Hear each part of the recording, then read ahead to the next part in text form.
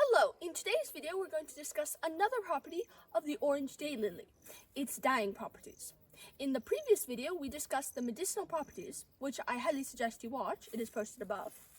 But in this one we will discuss how to dye cotton from this plant. So one option would be to take these dead wilted flowers, which are more red on the inside, and to try to make a dye with them by boiling them. The other option would be taking these live more orange flowers and to do the same. We will experiment with both types and see which one is more efficient.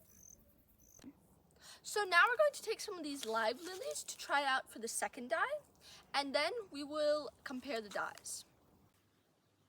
So these are some of the dried lilies that we've tried to experiment with.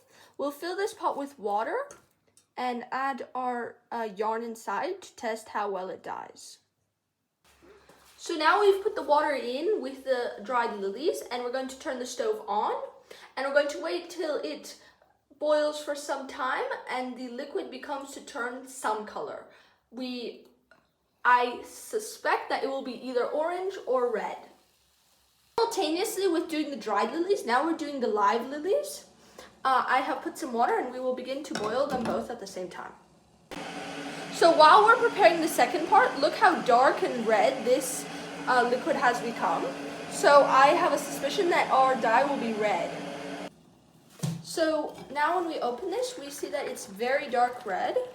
So we can begin to put the yarn in, and we will leave it there for some time, because as you see it's still weak, and we will leave it to boil with the lilies for a bit.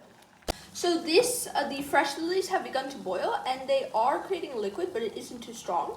However, we will put the yarn in and leave it to boil along with the other one. See, it is becoming more yellow than the other sample.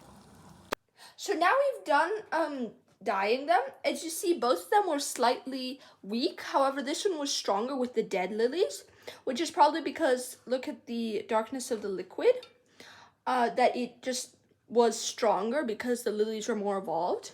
This one was more of a pale yellow, almost orange color. I am sure that this dye could have been stronger if we used a different cloth or held them in longer, but it wasn't very strong in our case.